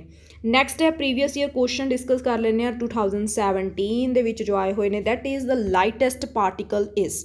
ਇਹਦਾ ਲਾਈਟੈਸਟ ਪਾਰਟੀਕਲ ਦੱਸੋ ਜੀ ਕਿਹੜਾ ਹੁੰਦਾ? ਓਕੇ, ਇਲੈਕਟ੍ਰੋਨ ਲਾਈਟੈਸਟ ਹੈ ਜਾਂ ਪ੍ਰੋਟੋਨ, ਨਿਊਟਰੋਨ, ਅਲਫਾ ਪਾਰਟੀਕਲਸ, ਠੀਕ ਹੈ। ਸੋ ਇਹਦਾ ਕਰੈਕਟ ਆਂਸਰ ਆਏਗਾ ਦੈਟ ਇਜ਼ ਏ। ਲਾਈਟੈਸਟ ਪਾਰਟੀਕਲ ਜਿਹੜਾ ਹੈ ਐਟਮ ਦੇ ਵਿੱਚ ਇਲੈਕਟ੍ਰੋਨ ਹੀ ਹੁੰਦਾ। ਇੱਕ ਇਹ ਵਾਲਾ ਕੁਐਸਚਨ ਆਇਆ ਹੋਇਆ ਸੀ ਤੁਹਾਨੂੰ, ਵਾਟ will be the wave number of lines having the frequency this cycles ਪਰ ਸੈਕਿੰਡ, ਮੀਨਸ ਤੁਸੀਂ ਵੇਵ ਨੰਬਰ ਫਾਈਂਡ ਕਰਨਾ। ਦੇਖੋ ਰਿਲੇਸ਼ਨ ਦੇ ਰਿਲੇਟਡ ਕੁਐਸਚਨ ਆ ਗਿਆ ਨਾ। ਹੁਣ ਵੇਵ ਨੰਬਰ ਹੁੰਦਾ ਕੀ ਹੈ? That is 1/λ। ਲੈਮਡਾ ਮੈਂ ਤੁਹਾਨੂੰ ਹੁਣੀ ਦੱਸਿਆ ਸੀ ਕਿ C/νਿਊ ਦੇ ਇਕੁਅਲ ਹੁੰਦਾ ਹੈ, ਬਟ 1/λ ਕਿਹਦੇ ਇਕੁਅਲ ਹੋਏਗਾ? ਉਲਟਾ ਦਿਓ ਉਹਨੂੰ, ਠੀਕ ਹੈ ਨਾ, ਰਿਵਰਸ ਕਰ ਦਿਓ, ਦੈਟ ਇਜ਼ ν/C। ਤਾਂ ਵੈਲਿਊ ਪੁੱਟ ਕਰ ਦਿਓ ν/C। ਨਿਊ ਤੁਹਾਨੂੰ ਗਿਵਨ ਹੈ, ਠੀਕ ਹੈ ਨਾ, ਦੈਟ ਇਜ਼ ਫ੍ਰੀਕੁਐਂਸੀ ਤੁਹਾਨੂੰ ਗਿਵਨ ਹੈ। C ਦੀ ਵੈਲਿਊ ਤੁਹਾਨੂੰ ਪਤਾ ਵੀ ਫਿਕਸ ਹੁੰਦੀ ਹੈ। Okay, so put the values and get the result. 1.666 × 10⁸ ਦੇਖ ਲਓ ਕਿਹੜੀ ਆਪਸ਼ਨ ਹੈ? C ਆਪਸ਼ਨ ਦੇ ਵਿੱਚ ਤੁਹਾਨੂੰ ਆਨਸਰ ਜਿਹੜਾ ਹੈ ਮਿਲ ਜਾਏਗਾ, ਠੀਕ ਹੈ ਜੀ। ਸੋ ਇਹ ਪ੍ਰੀਵੀਅਸ ਈਅਰ ਕੁਐਸਚਨ ਆਏ ਹੋਏ ਸੀ, ਇਹ ਵੀ ਡਿਸਕਸ ਕਰ ਲਏ ਆਪਾਂ ਨੇ। ਅਗਲਾ ਟੌਪਿਕ ਆ ਜਾਂਦਾ ਇਲੈਕਟ੍ਰੋਮੈਗਨੈਟਿਕ ਵੇਵ ਥਿਊਰੀ। ਹੁਣ ਜੋ ਇਲੈਕਟ੍ਰੋਮੈਗਨੈਟਿਕ ਵੇਵ ਥਿਊਰੀ ਹੈ, ਜੋ EM ਵੇਵ ਬਾਰੇ ਅਸੀਂ ਗੱਲ ਕਰ ਰਹੇ ਸੀ, ਉਹੀ ਗੱਲ ਹੈ। ਦੇਖੋ ਅਗਰ ਆਪਾਂ ਵੇਵ ਨੇਚਰ ਮੰਨ ਰਹੇ ਹਾਂ, ਅਸੀਂ ਕਿਹਾ ਸੀਗਾ ਕਿ ਵੇਵ ਨੇਚਰ ਜੋ ਹੈ ਇੰਟਰਫੇਰੈਂਸ ਐਂਡ ਡਾਇਫਰੈਕਸ਼ਨ ਨੂੰ ਐਕਸਪਲੇਨ ਕਰ ਦੂਗਾ, ਠੀਕ ਹੈ ਨਾ, ਔਰ ਉਹਨੇ ਕੀਤਾ ਵੀ, ਠੀਕ ਹੈ ਨਾ। ਉਹਨੇ ਫਿਨੋਮੀਨਾ ਜੋ ਸੀ ਡਾਇਫਰੈਕਸ਼ਨ ਦਾ, ਇੰਟਰਫੇਰੈਂਸ ਦਾ, ਅਗਰ ਅਸੀਂ ਵੇਵ ਨੇਚਰ ਮੰਨਦੇ ਹਾਂ, ਫੇਲ, ਬਟ ਉਹੀ ਜਿਹੜਾ ਸੀਗਾ ਅਗੇਨ ਜਿਹੜਾ ਹੈ ਫੇਲਡ ਟੂ ਐਕਸਪਲੇਨ ਦਾ ਐਗਜ਼ਾਮ 'ਚ ਆ ਸਕਦਾ ਹੈ ਕਿ ਜੋ ਮੀਨਸ ਵੇਵ ਨੇਚਰ ਸੀਗਾ ਉਹ ਕਿਹੜੀ ਚੀਜ਼ ਦੇ ਵਿੱਚ ਮਤਲਬ ਫੇਲਡ ਸੀਗਾ to explain what. Okay, black body radiation and photo electric effect. ਹੁਣ ਫੋਟੋ ਇਲੈਕਟ੍ਰਿਕ ਇਫੈਕਟ ਵੀ ਤੁਹਾਡੇ ਸਿਲੇਬਸ ਦੇ ਵਿੱਚ ਮੈਂਸ਼ਨ ਹੈ, ਠੀਕ ਹੈ ਨਾ। ਬਲੈਕ ਬੋਡੀ ਰੇਡੀਏਸ਼ਨ ਨੂੰ ਡਿਸਕਸ ਨਹੀਂ ਕਰ ਪਾਇਆ, ਫੇਲਡ ਹੋ ਗਿਆ। ਫੋਟੋ ਇਲੈਕਟ੍ਰਿਕ ਇਫੈਕਟ ਦਾ ਵੀ ਸੇਮ ਹੀ ਪ੍ਰੋਸੈਸ ਹੈ। ਹੁਣ ਬਲੈਕ ਬੋਡੀ ਰੇਡੀਏਸ਼ਨ ਬਾਰੇ ਥੋੜ੍ਹਾ ਜਾਣ ਲੈਂਦੇ ਹਾਂ, ਕੁਝ ਕੀ ਪੁਆਇੰਟਸ ਇਹਦੇ ਵੀ ਲਰਨ ਕਰ ਲੈਂਦੇ ਹਾਂ। ਤੁਹਾਨੂੰ ਮੈਂ ਦੱਸਦੀ ਹਾਂ ਇੱਕ ਐਗਜ਼ਾਮਪਲ ਦੇ ਨਾਲ। ਦੇਖੋ ਜਿਹੜੇ ਸੋਲਿਡਸ ਹੁੰਦੇ ਨੇ, ਕਹਿੰਦੇ ਜਦੋਂ ਵੀ ਇਹਨਾਂ ਨੂੰ ਆਪਾਂ ਹੀਟ ਕਰਦੇ ਹਾਂ, ਇਹ ਆਪਣੇ ਵਿੱਚੋਂ ਕੀ ਕਰਦੇ ਨੇ? ਰੇਡੀਏਸ਼ਨਸ ਨੂੰ ਐਮਿਟ ਕਰਦੇ ਨੇ। ਜਿਹੜੀਆਂ ਇਹਨਾਂ ਦੇ ਵਿੱਚੋਂ ਰੇਡੀਏਸ਼ਨਸ ਨਿਕਲਦੀਆਂ ਨੇ, ਉਹ ਮਤਲਬ ਅਲੱਗ-ਅਲੱਗ ਉਹਨਾਂ ਦੀ ਵੇਵ ਲੈਂਥ ਜਿਹੜੀ ਹੈ ਹੁੰਦੀ ਹੈ। ਸਪੋਜ਼ ਇੱਕ ਆਇਰਨ ਬਾਰ ਹੈ ਤੁਹਾਡੇ ਕੋਲੇ, ਇਹ ਵੀ ਤਾਂ ਇੱਕ ਸੋਲਿਡ ਹੈ ਨਾ। ਤੁਸੀਂ ਇਹਨੂੰ ਹੀਟ ਕਰਨਾ ਸਟਾਰਟ ਕੀਤਾ। ਜਦੋਂ ਤੁਸੀਂ ਇਹਨੂੰ ਹੀਟ ਕਰਨਾ ਸਟਾਰਟ ਕੀਤਾ, ਪਹਿਲਾਂ ਤਾਂ ਇਹ ਹੌਲੀ-ਹੌਲੀ ਕੀ ਹੋ ਗਿਆ? ਡਲ ਰੈੱਡ ਕਲਰ 'ਚ ਕਨਵਰਟ ਹੋਣ ਤੋਂ ਬਾਅਦ ਤੁਸੀਂ ਇਹਨੂੰ ਕੰਟੀਨਿਊਸਲੀ ਮਤਲਬ ਹੀਟ ਕਰ ਰਹੇ ਹੋ ਤਾਂ ਥੋੜ੍ਹਾ ਜਿਹਾ ਰੈੱਡ ਹੋ ਜਾਏਗਾ, ਠੀਕ ਹੈ ਨਾ। ਜਦੋਂ ਤੁਸੀਂ ਟੈਂਪਰੇਚਰ ਵਧਾ ਰਹੇ ਹੋ ਤਾਂ ਥੋੜ੍ਹਾ ਮੋਰ ਐਂਡ ਮੋਰ ਰੈੱਡ ਹੋ ਜਾਏਗਾ। ਵੈਨ ਹੀਟਡ ਕੰਟੀਨਿਊਸਲੀ ਫਿਰ ਹੋਰ ਜ਼ਿਆਦਾ ਬਰਾਈਟਰ ਜਿਹਾ ਹੋ ਜਾਏਗਾ, ਔਰੇਂਜ ਕਲਰ 'ਚ ਆ ਜਾਏਗਾ। ਔਰੇਂਜ ਤੋਂ ਬਾਅਦ ਫਿਰ ਉਹ ਥੋੜ੍ਹਾ ਯੈਲੋ ਹੋ ਜਾਏਗਾ, ਯੈਲੋ ਤੋਂ ਬਾਅਦ ਦੈਨ ਕੰਪਲੀਟਲੀ ਵਾਈਟ ਹੋ ਜਾਏਗਾ। ਟੈਂਪਰੇਚਰ ਜੋ ਹੈ ਤੁਸੀਂ ਲਗਾਤਾਰ ਉਹਨੂੰ ਦੇ ਰਹੇ ਹੋ, ਠੀਕ ਹੈ ਨਾ। ਲਾਸਟਲੀ ਉਹ ਵਾਈਟ ਹੋ ਜਾਏਗਾ ਐਂਡ ਦੈਨ ਫਾਈਨਲੀ ਵਾਈਟ ਤੋਂ ਬਾਅਦ ਬਲਿਊ ਹੋ ਜਾਏਗਾ at a very high temperature. ਤਾਂ ਤੁਸੀਂ ਇੱਥੋਂ ਕੀ ਕਨਕਲੂਜ਼ਨ ਕੱਢਿਆ? ਕਨਕਲੂਜ਼ਨ ਇਹ ਕੱਢਿਆ ਕਿ ਜੋ ਉਹਦੇ 'ਚੋਂ ਰੇਡੀਏਸ਼ਨਸ ਨਿਕਲ ਰਹੀਆਂ ਨੇ, ਐਮਿਟ ਹੋ ਰਹੀਆਂ ਨੇ, ਪਹਿਲਾਂ ਤਾਂ ਕਿਉਂਕਿ ਉਹ ਰੈੱਡ ਕਲਰ ਸੀ, ਫਿਰ ਉਹ ਵਾਈਟ ਹੋਇਆ। ਦੈਟ ਮੀਨ ਰੈੱਡ ਮਤਲਬ ਹਾਇਰ ਵੇਵ ਲੈਂਥ, ਕਿ ਜਦੋਂ ਰੇਡੀਏਸ਼ਨਸ ਐਮਿਟ ਹੁੰਦੀਆਂ ਨੇ ਉਹਨਾਂ ਦੀ ਵੇਵ ਲੈਂਥ ਜਿਹੜੀ ਹੈ ਹਾਈ ਹੁੰਦੀ ਹੈ। Time passes, temperature goes on increasing, ਤਾਂ ਲੈਮਡਾ ਜੋ ਹੈ ਉਹ ਕੀ ਹੋ ਜਾਂਦਾ ਹੈ? ਡਿਕਰੀਜ਼ਿਸ। ਐਂਡ ਜੋ ਇੰਟੈਂਸਿਟੀ ਆ ਉਹ ਇਹਦੇ ਉਲਟ ਚੱਲਦੀ ਹੈ, ਰਿਵਰਸ 'ਚ ਚੱਲਦੀ ਹੈ। ਜਦੋਂ ਰੈੱਡ ਕਲਰ ਸੀ, ਇੰਟੈਂਸਿਟੀ ਉਦੋਂ ਬਹੁਤ ਘੱਟ ਸੀ। ਜਦੋਂ ਗੋਜ਼ ਔਨ ਇਨਕਰੀਜ਼ਿੰਗ, ਜਦੋਂ ਤੁਸੀਂ ਟੈਂਪਰੇਚਰ ਨੂੰ ਇਨਕਰੀਜ਼ ਕਰਦੇ ਗਏ ਤਾਂ ਇੰਟੈਂਸਿਟੀ ਜਿਹੜੀ ਹੈਗੀ ਆ ਉਹਦੀ ਇਨਕਰੀਜ਼ ਹੁੰਦੀ ਗਈ, ਠੀਕ ਹੈ ਨਾ। ਐਗਜ਼ਾਮਪਲ ਦੇ ਤੌਰ 'ਤੇ ਸਮਝਾਇਆ ਮੈਨੇ। ਬਟ ਹੁੰਦਾ ਕੀ ਹੈ? an ideal body which emits and absorbs radiations of all wavelengths। But ਐਸੀ ਬੋਡੀ ਜਿਹੜੀ ਆ ਸਾਰੀਆਂ ਅਬਜ਼ੋਰਬ ਕਰਦੀ ਹੈ ਰੇਡੀਏਸ਼ਨਸ ਨੂੰ, ਚਾਹੇ ਉਹ ਕੋਈ ਮਰਜ਼ੀ ਵੇਵ ਲੈਂਥ ਦੀ ਹੈ, ਕੋਈ ਮਰਜ਼ੀ ਫ੍ਰੀਕੁਐਂਸੀ ਦੀ, ਉਹਨੂੰ ਕਹਿੰਦੇ ਨੇ black body. Okay. The radiation emitted by this body is called black body radiation. ਜਿਹੜੀਆਂ ਰੇਡੀਏਸ਼ਨਸ ਇਹ ਆਪਣੇ ਵਿੱਚੋਂ ਰੇਡੀਏਟ ਕਰਦੀ ਹੈ, ਠੀਕ ਹੈ ਨਾ, ਉਹਨੂੰ ਕੀ ਕਿਹਾ ਜਾਂਦਾ ਹੈਗਾ, ਬॉडी ब्लैक बॉडी रेडिएशन। नेक्स्ट है the radiation emitted by the body being heated should have the same colour through out. जो भी मतलब ਜਦੋਂ ਤੁਸੀਂ ਇਹਨੂੰ ਹੀਟ ਕਰੋਗੇ ਨਾ ਸਟਾਰਟਿੰਗ ਤੋਂ ਲੈ ਕੇ ਐਂਡਿੰਗ ਤੱਕ ਜੋ ਇਹਦਾ ਕਲਰ ਹੋਏਗਾ ਉਹ ਸੇਮ ਹੀ ਹੋਏਗਾ, ਬਿਕੋਜ਼ ਇਹ ਤਾਂ ਸਾਰੀਆਂ ਹੀ ਵੇਵਲੈਂਥਸ ਨੂੰ ਇਹਨੇ ਅਬਜ਼ੋਰਬ ਕੀਤਾ ਹੋਇਆ ਅਤੇ ਐਮਿਟ ਵੀ ਇੱਕੋ ਹੀ ਵੇਵਲੈਂਥ ਜਿਹੜੀ ਹੈਗੀ ਆ ਕਰ ਰਹੀ ਹੈ, ਇੱਕੋ ਹੀ ਕਲਰ ਜਿਹੜਾ ਹੈ ਸੇਮ ਕਲਰ ਰਹੇਗਾ ਥਰੂ ਆਊਟ। ਓਕੇ। ਨੈਕਸਟ ਹੈ ਕਿ black body is perfect absorber. ਦੇਖੋ ਬਲੈਕ ਬॉडी ਵਰਗਾ ਕੋਈ ਵੀ ਅਬਜ਼ੋਰਬਰ ਨਹੀਂ ਹੈਗਾ, ਸਭ ਤੋਂ ਜ਼ਿਆਦਾ ਇਹ ਪਰਫੈਕਟ ਮੰਨੀ ਗਈ ਹੈ, ਪਰਫੈਕਟ ਅਬਜ਼ੋਰਬਰ ਇਹਨੂੰ ਮੰਨਿਆ ਗਿਆ ਅਤੇ ਪਰਫੈਕਟ ਐਮੀਟਰ ਵੀ ਇਸ ਨੂੰ ਮੰਨਿਆ ਗਿਆ। ਨੈਕਸਟ ਹੈ ਕਿ ਅਬਜ਼ੋਰਬਸ ਆਲ ਦਾ ਰੇਡੀਏਸ਼ਨਸ ਫਾਲਿੰਗ ਔਨ ਇਟ। ਕਿਸੇ ਵੀ ਟਾਈਪ ਦੀ ਕਿਸੇ ਵੀ ਵੇਵਲੈਂਥ ਦੀ ਜਦੋਂ ਇਹਦੇ 'ਤੇ ਰੇਡੀਏਸ਼ਨ ਫਾਲ ਕਰਦੀ ਹੈ ਉਹਨੂੰ ਇਹ ਸਾਰਿਆਂ ਨੂੰ ਕੀ ਕਰਦੀ ਹੈ, ਅਬਜ਼ੋਰਬ ਕਰ ਲੈਂਦੀ ਹੈ।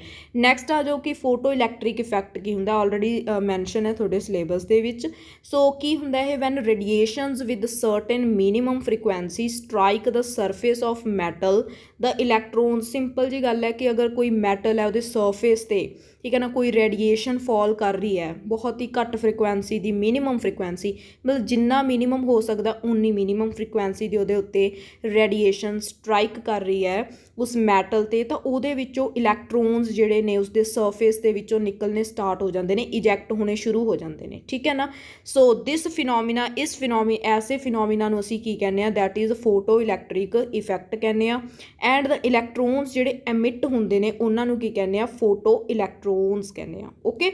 ਸੋ ਨੈਕਸਟ ਦੇਖੋ, the current constituted by photo electrons is known as photo electric current.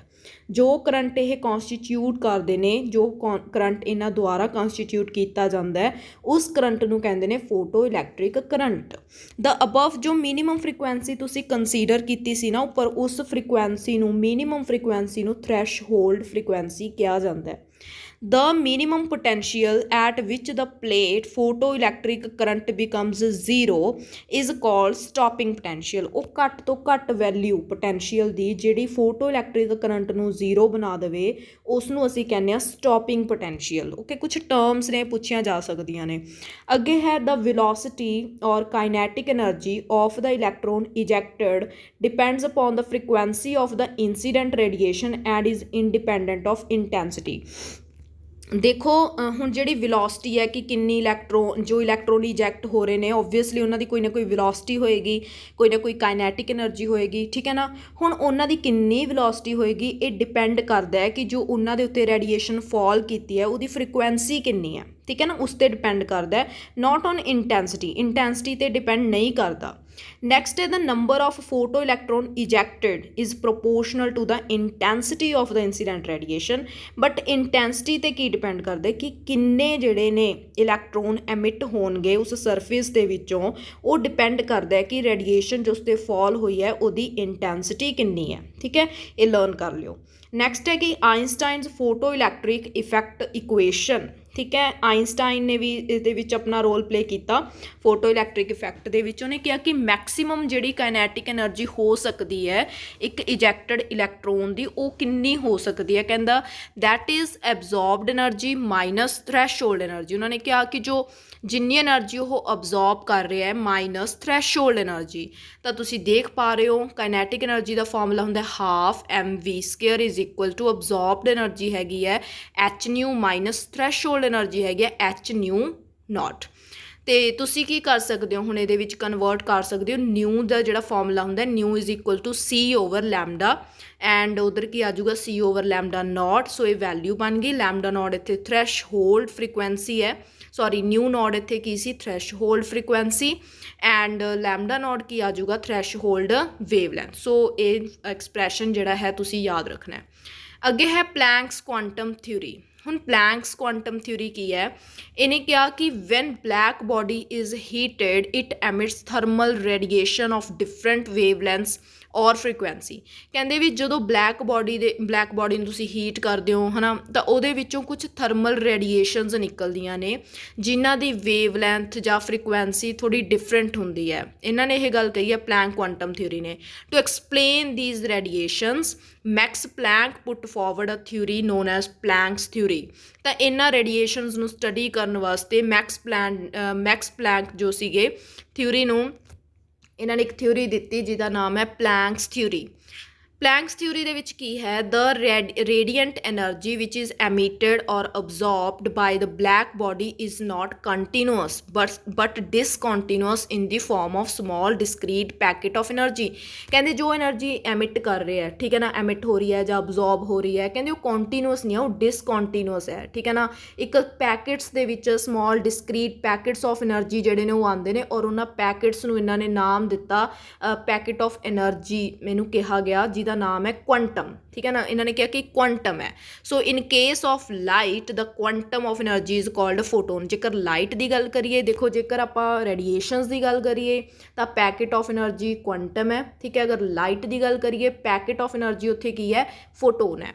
Next ਦੇਖੋ, ਨੈਕਸਟ ਕੀ ਹੈ, that is the energy of each quantum is directly proportional to frequency. ਕਹਿੰਦੇ ਜੋ ਵੀ ਕੁਆਂਟਮ, ਹਰੇਕ ਕੁਆਂਟਮ ਦੀ ਜਿਹੜੀ ਐਨਰਜੀ ਹੈ ਉਹ ਕਿਸ 'ਤੇ ਡਿਪੈਂਡ ਕਰ ਰਹੀ ਹੈ, ਫ੍ਰੀਕੁਐਂਸੀ 'ਤੇ। ਤੁਸੀਂ ਦੇਖ ਪਾ ਰਹੇ ਹੋ is proportional to nu and proportionality ਦਾ ਸਾਈਨ ਹਟਾਉਣਾ ਤਾਂ ਐਚ ਲਗਾ ਦਾਂਗੇ, ਠੀਕ ਹੈ। ਲੈਮਡਾ ਦੀ ਵੈਲਿਊ ਜਿਹੜੀ ਹੈਗੀ ਨਿਊ ਦੀ ਵੈਲਿਊ ਪੁੱਟ ਕਰ ਦਿਓ ਸੀ ਓਵਰ ਲੈਮਡਾ।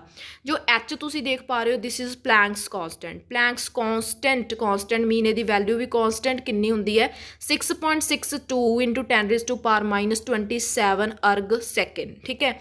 ਅਗਰ ਤੁਸੀਂ ਕਨਵਰਟ ਕਰਨਾ ਚਾਹੁੰਦੇ ਹੋ ਜਾਊਲਸ ਸੈਕਿੰਡ, ਵੈਸੇ ਜਾਊਲ ਸੈਕਿੰਡ ਹੀ ਹੁੰਦਾ, ਤਾਂ ਕੀ ਆ ਜਾਊਗਾ 10⁻34 ਜਾਊਲ ਸੈਕਿੰਡ।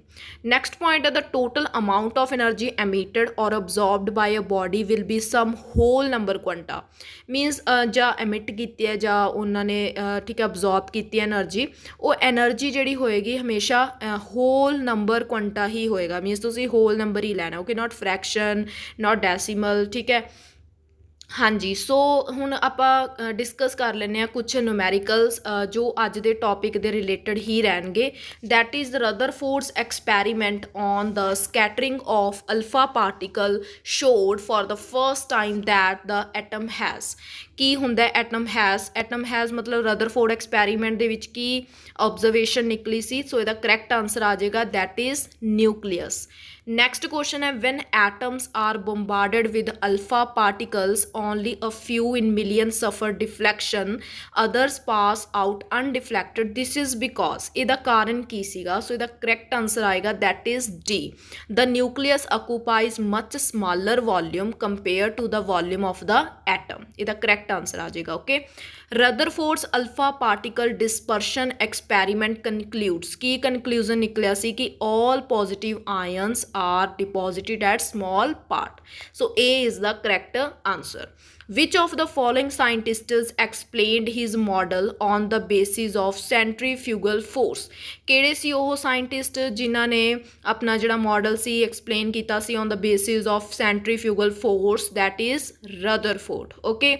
next ਦੇਖੋ which of the following does not contain number of neutrons equal to that of argon 1840। ਠੀਕ ਹੈ ਨਾ, ਤੁਸੀਂ ਨੋਟ ਦੇਖਣਾ ਹੈ, ਮਤਲਬ ਇਹਨਾਂ ਚੋਂ ਕਿਹੜਾ ਹੈ ਜਿਹਦੇ ਵਿੱਚ ਨੰਬਰ ਆਫ ਨਿਊਟਰੋਨਸ ਜਿਹੜੇ ਨੇ ਮੈਚ ਨਹੀਂ ਕਰਦੇ ਆਰਗੋਨ ਦੇ ਨਾਲ, ਮਤਲਬ ਆਰਗੋਨ ਦੇ ਇਕੁਅਲ ਨਹੀਂ ਹੈਗੇ।